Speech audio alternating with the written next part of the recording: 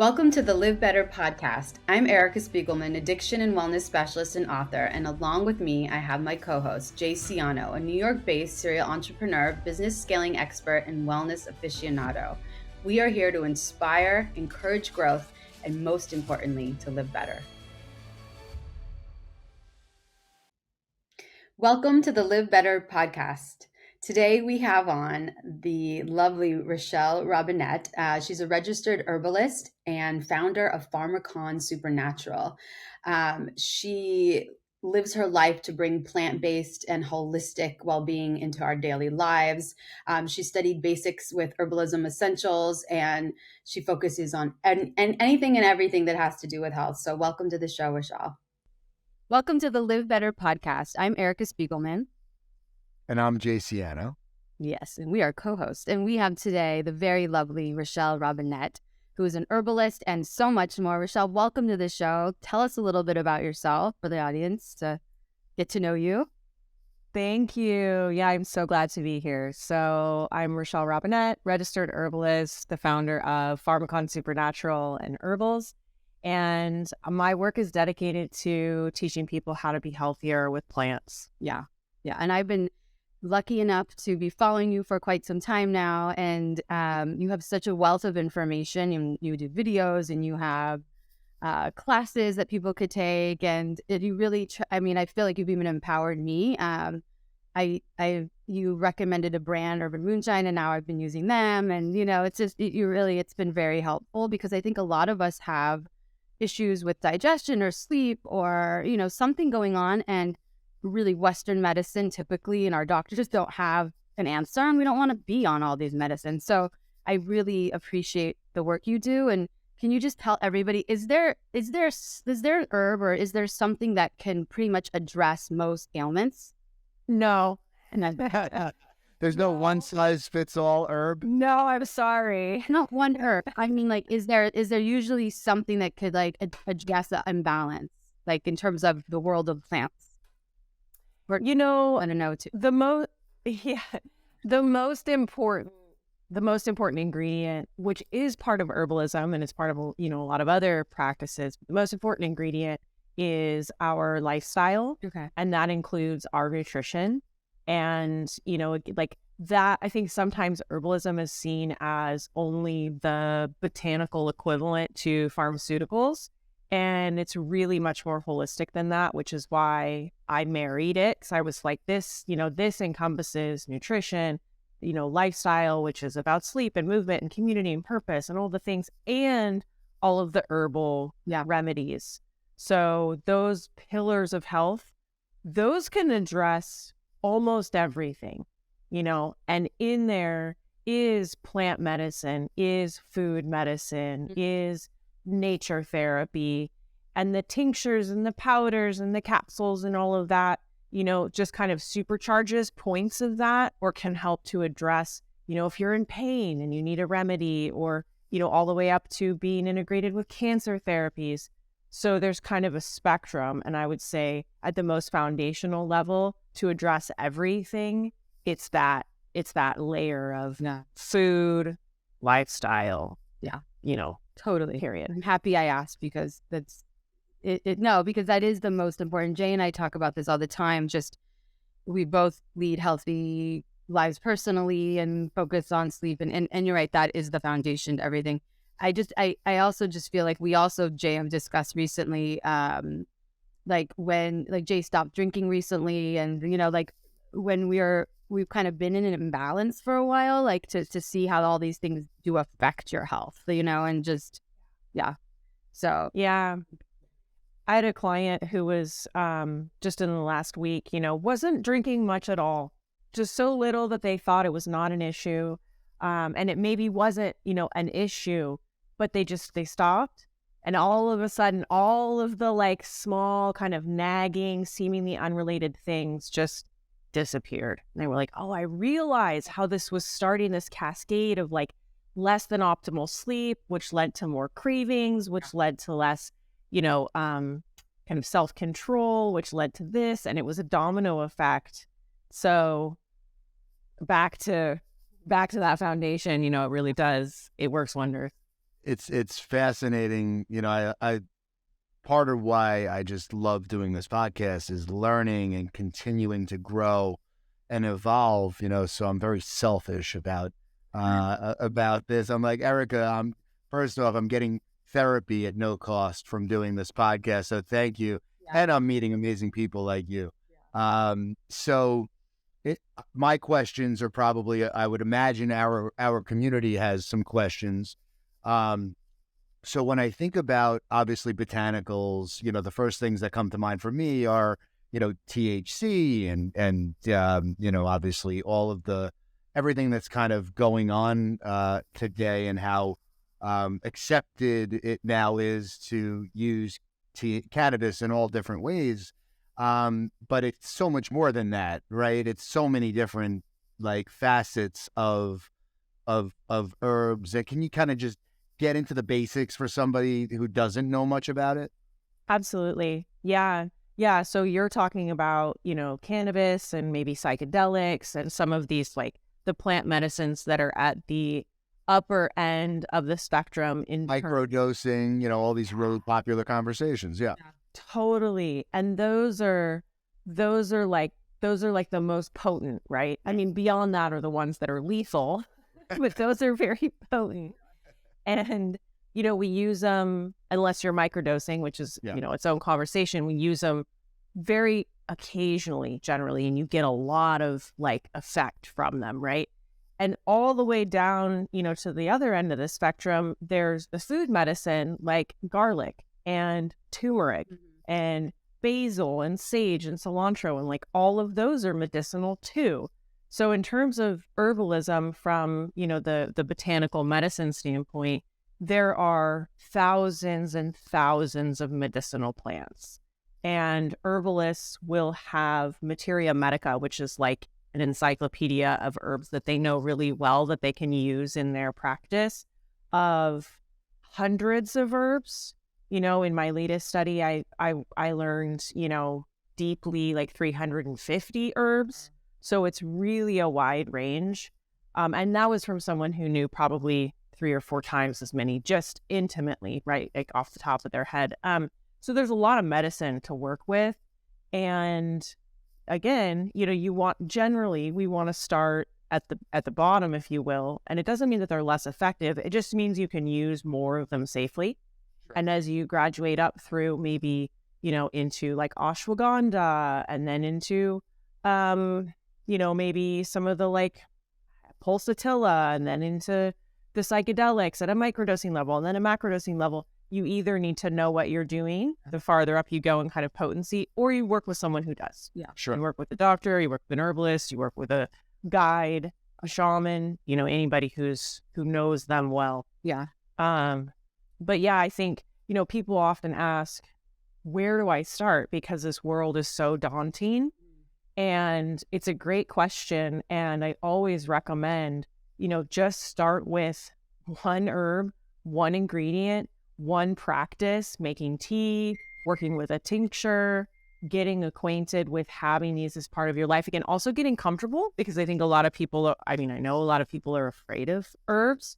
And, it's a helpful reminder that this used to be part of most humans' lives. Historically, it's a modern phenomenon that we're disconnected from nature in such a way that we're not constantly using those medicines preventatively for acute care.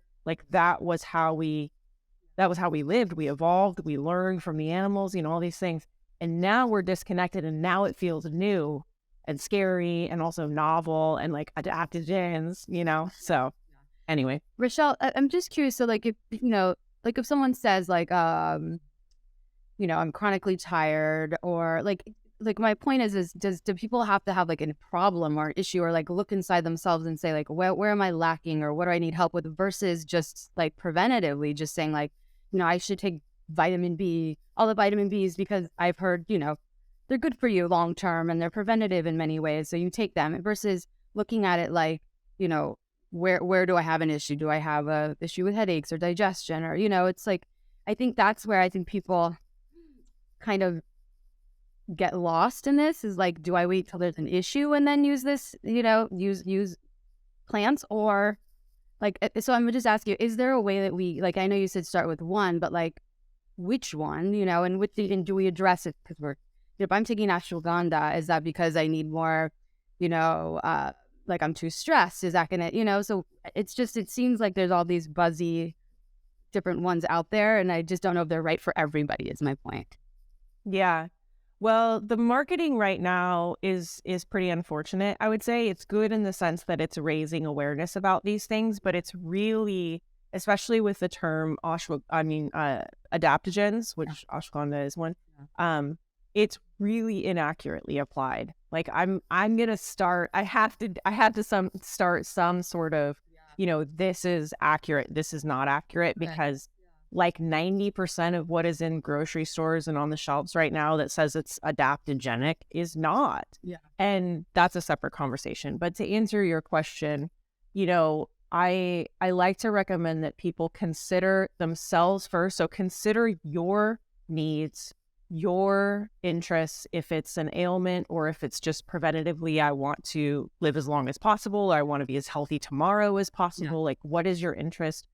Don't listen to the marketing and the hype and the fads. It's just like fad diets. Like, what do you need?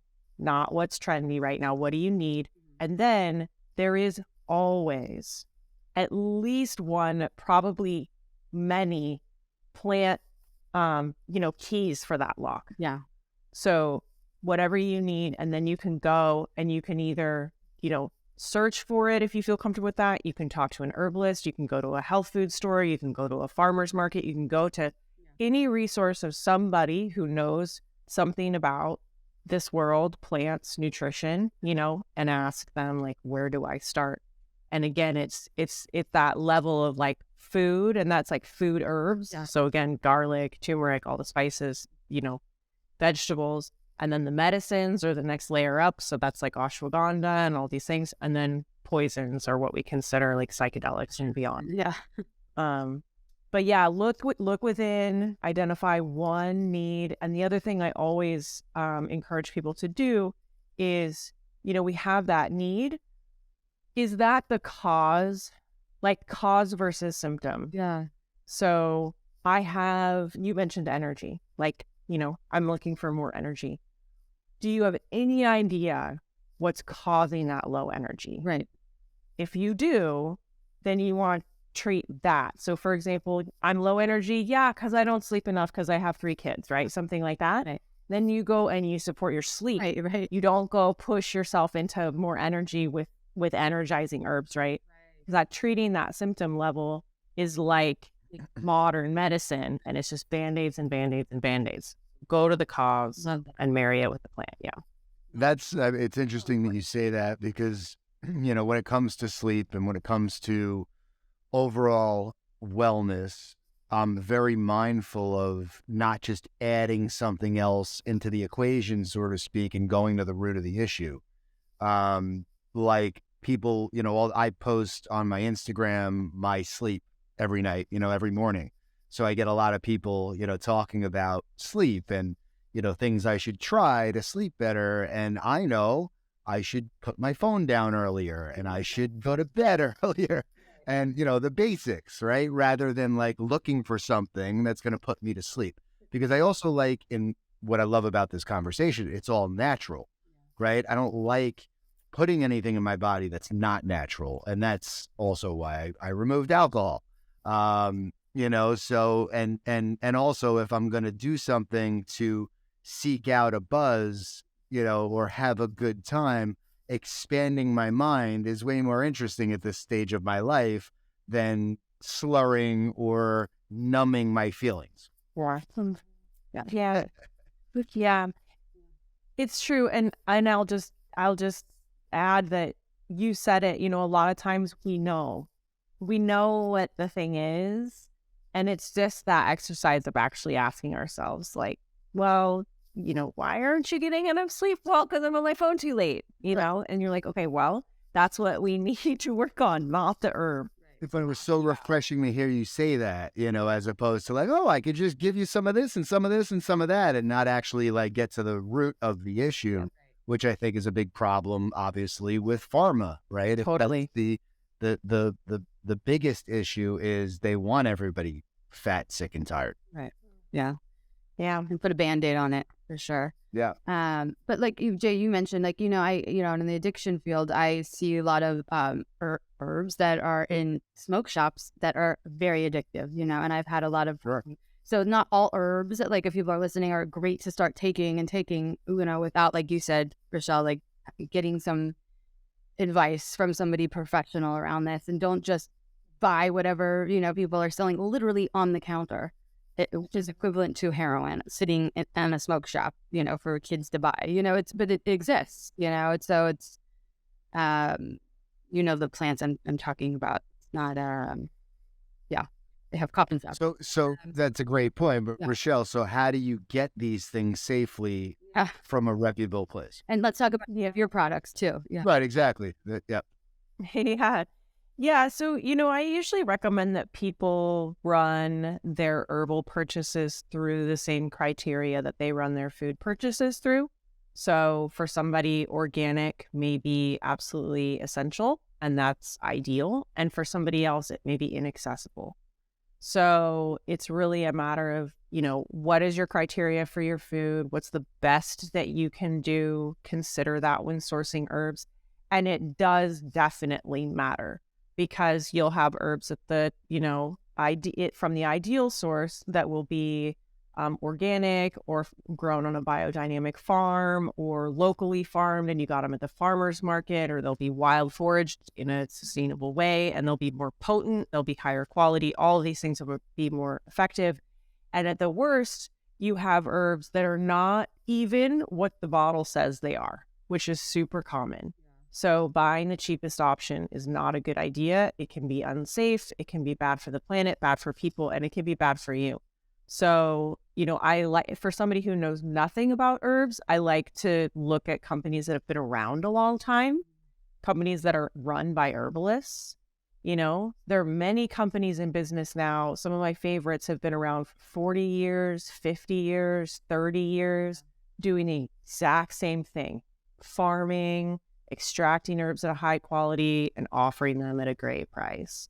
The new trendy, flashy stuff, sometimes it's great, but if you're not sure, there are some things, you can look for, and it's the transparency about the product. Who's doing the formulations? Is it an herbalist? Yeah. Or is it like I'll just leave it at that. Yeah. And, and how long have they been around? So Yeah. that's some stuff to look for you. And tell us what you're doing now. Tell us about herbals, and tell us about PharmaCon and the classes that's been online. I know you moved your store recently online. So Yeah, we did. We moved Supernatural Cafe online, so everything is online now, which makes it available to everybody. We do still have our gummies. I always have them sitting right next to me. Oh. So we have our herbal gummies, which were made by an herbalist, formulated by me, very intentionally. So we have 3 SKUs. There's Nerve Less, Everyday Endurance, and Digestness. And these came from formulas that I had, used with clients, used at the cafe, worked with for many, many years. Nerve Less was the best-selling, tea for so long. I saw it help so many clients get better. And we put it in gummy format to answer some of what we've talked about today, to make it really easy for people to use. Everybody knows what to do with a gummy. Yeah. Yeah. It's a lot easier to use than a tincture. And then PharmaCon Supernatural is now, there's a ton of free content. I've been doing this for a long time, writing, teaching, podcasts, speaking, events, all these things. And there's a huge archive of just free herbalism information on my website. And then I just continue to create more classes. We have a great newsletter, doing a podcast show. So there's new stuff, and then there's lots of free archive stuff if you want to just learn for free. Yeah. So the education piece is really important to me, because it's tough to navigate. I want people to be able to, rather than me just say, take this thing, it's like, let me help you understand how to know what you need and how to find it, you know, in the industry. And so that's what I'm here to do. Yeah, you're such a good light leading the way for everybody, and also just an entrepreneur, and you have that spirit of just like, you know, and I love that because I feel like Jay and I, we always talk about how we're drawn to creative people that are just thinking kind of like outside the box and just like to do many things, which you can. I think entrepreneurs could be many things. You don't have to have one hat only. But can you tell us like a little bit about your own like just personal lifestyle, like day to day? Do you just for your self-care, what is the most important for you? I'm just curious. Yeah. Yeah. I think I frustrate people because they're like, what are all the things that you take that make your skin nice? And I'm like, well, it's water, plant-based diet, sleep, exercise, stress management. So some of the non-negotiables for me are sleep and my food, and exercise. So those pillars, like really just yeah, it's like non-negotiable at this point, you know. And if I travel, then I figure out food situations ahead of time, and it's not perfect, you know, but I do my best, and having that be the default for a long period of time now, it just allows me to function at a really high level and to feel great, you know, most of the time. So, you know, I get good sleep. I move quite a lot every day. I love to exercise. I love running.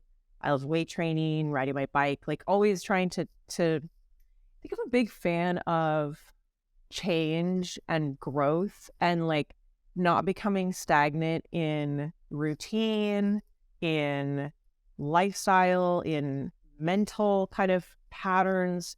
So I'm always trying to push into new areas. So, you know, like learning how to surf, learning how to play tennis. It's like, what is a new challenging thing I can do with my body while I'm able to?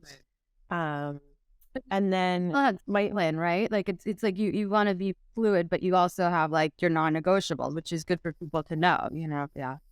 Yeah. It's like a template, you know. I'm always sleeping well. I'm always doing some kind of exercise, but what I'm doing for exercise changes. I mean, it's consistent for periods of like 8 months, you know, and then I might change it. Like we got a Peloton during the, you know, pandemic, and I'm still using the Peloton, you know, but it'll day to day, what I do will change to be, you know, varied. And then year over year, it's like, okay, I'm feeling like I've been weight training a lot. Let's change, you know, something up. My work days are always different. You know, I shoot a lot now because of the amount of kind of education and content that we're creating. I might be doing podcasts, taking meetings. I have a team. I may be writing. I try to take at least one full day a week to write because I'm working on a book. So there's that. And then I clock out. You know, my work-life balance is something I was reflecting on recently, is that I worked really, really hard for a lot of years to get to a place now where I can have a really nice work-life balance. And I feel directly, you know, indebted to the younger version of myself who did this on purpose, was like, burn it now. Like, you have the energy, hustle, and later, not too much later, not like retirement, but like later in your career, you can kick back a little bit. And so I'm really able to enjoy the process now and not, you know, thankfully not have lots of stress, not long hours, you know, sitting. I try to break that up. But yeah, every day is different. And I eat plant-based primarily, not 100%.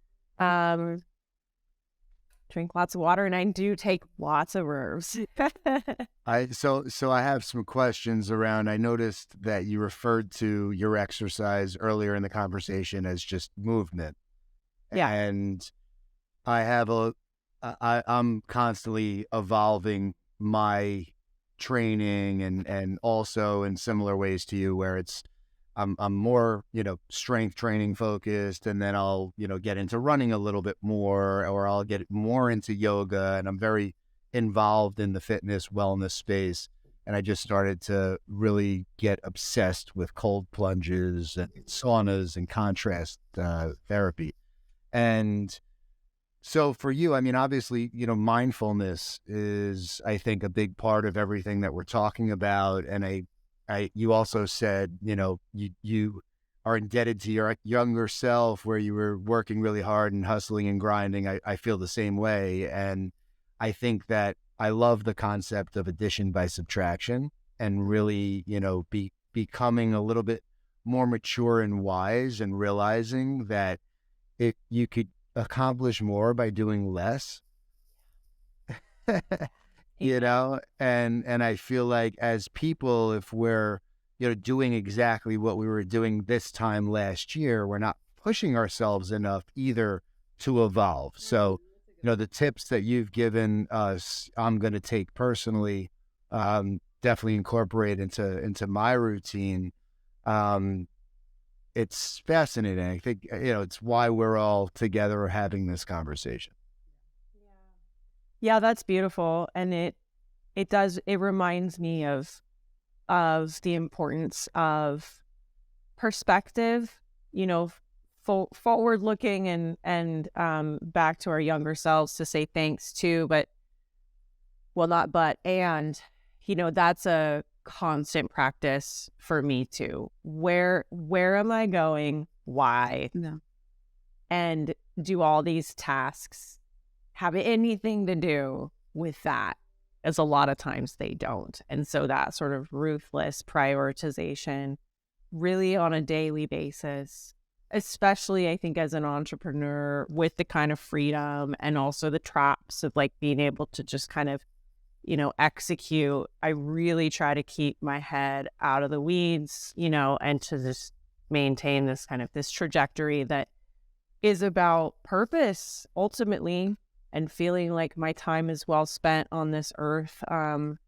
And so far that's been going well, but it is a constant practice, for sure. One thing you mentioned too is community. I'm just curious, like, as you've evolved, do you, in terms of friends, family, whoever's in your life, like, has it changed since you've gotten healthier in your life? Or is it like this, and just for people out there that are stuck with, not saying that sometimes the people in our lives that are old friends are like, they're not adding value anymore, or let's say people want to meet new people, make change, or meet more like-minded people, or, find a community that is into, let's say, eating healthier or herbs, and they feel stuck. Because I have a lot of clients like, the people in my lives they're not into this, and I feel unsupported, and I want to make change, but I can't. And so just curious on like any advice for people that want to connect in a different kind of way with like-minded people. Yeah it's a great question. My community's definitely changed over the years. When I was younger, and even I don't know if I was more driven. I'm still just as driven, but driven in a different way, which we've referenced. Yeah. And when wellness wasn't cool, I was teased a ton for my lifestyle and misunderstood and, all of these things. And so in some senses that was isolating. But then, I collided with the wellness world, and that what has become, far more than a trend, and was suddenly surrounded by my people. Yeah. So I think ultimately, it really is about what you need and what's best for you. And then those, finding that community, and maybe you find them serendipitously, or maybe you find them by creating the community or going out and seeking it. So I'm in a stage right now where I'm building a community around my writing practice and my writing interests. So I started a writing group, but I'm also going to writing related events in Brooklyn and New York, and like purposely going out and trying to meet people so I can have more of a community around this certain topic. So I think it's a combination of things, but it's not probably, sticking with the people who tease you or aren't supportive or are undermining what's best for you. I mean, I think people know that long term, but maybe it's helpful to hear it. Yeah, sure, for sure. Yeah. Do you practice any breath work? Is that part of? I do kind of casually with breath work. I like it. I have, I've had holotropic experiences and a lot of different things. I'm pretty committed right now to Dharma study and meditation. And so I'm not sure that me putting breath work in my routine too, it might be a little bit too much to ask. But I also, I did it like yesterday for 30 minutes. So I think it's casually kind of when I feel the need or have the time, then I'll squeeze it in. So can you tell us a little bit more about the meditation that you referenced? Yeah. So, I've been interested in Buddhism my whole life. And I've been on a sort of spiritual quest, if you will, since I was a little kid, which is mainly why I am doing what I'm doing now, which is a very long story, but it's kind of a primal motivator for me. And about 6 months ago or 7 months ago, I finally committed to a teacher that I'd found, and I'd been studying with at a distance, like attending some of his classes. And I was like, I really, really like this teacher. And so I decided to work with him one-on-one. And now that we've been doing that, my meditation practice has gone from nothing to daily and focused. And he's taking me through, like someone would learn herbalism or nutrition or fitness or anything, the back to the basics, because I have all this scattered knowledge that I've, acquired over the years. So it's like back to the basics, and he's taking me all the way through. And I have readings between our sessions. I have meditation, practices between our sessions, reflections, and then we meet and we talk. And frankly, it feels like one of the most meaningful things I can be doing with my time. It is in the top 3 slot immediately. And I think it's partly because it's been so much of a, like I mentioned, that driver and that kind of like primal pursuit for me since I was really, really young, like an innate need.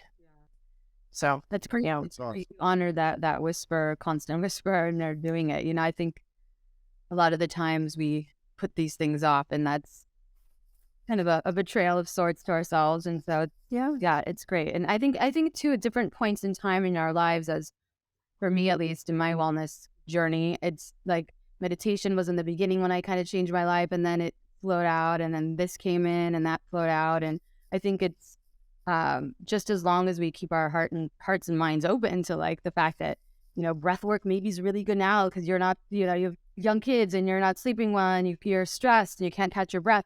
Literally practice breath work. Or if, I think it's just, we're all in different chapters, which Jay and I always talk about, like we're live better. We want everyone to live better no matter where you're at. So I think it's nice that you're sharing kind of where you're at now, and I'm sure that will change. And which is fantastic.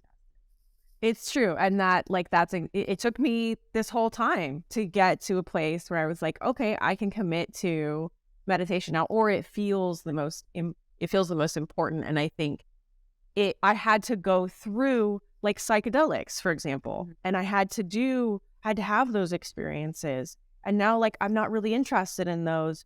But the reason that I committed to Dharma is because I feel like the mind is this final frontier, and I want to go in and I want to explore, and this is the vehicle that I believe in as the way to do that. So it's a perpetual journey. Yeah. Yeah, it all bleeds into each other. Amazing. That's so good. Well, thank you so much for your valuable wisdom and your amazing energy and time. We really appreciate you being with us today. Thank you so much for having you. Yeah. So everything is on my website, which is the letter R, supernatural.com. I would recommend hopping on the newsletter there. I'm on Instagram, Rachelle Robinett. It's all there. Yeah. Perfect. And yes, really, I can't say enough about how I look to you for this kind of knowledge. I do. No, it's true. Thank you so much. It's really when you find someone you feel like you could trust, and there's a connection, there's a deep, and you really do care, and you really do know, and you continue to seek out more and more, which is amazing. So thanks. And you have great energy, even through a computer screen. Yeah. Thank you so much. This is such, I appreciate it. Yeah. Thank you.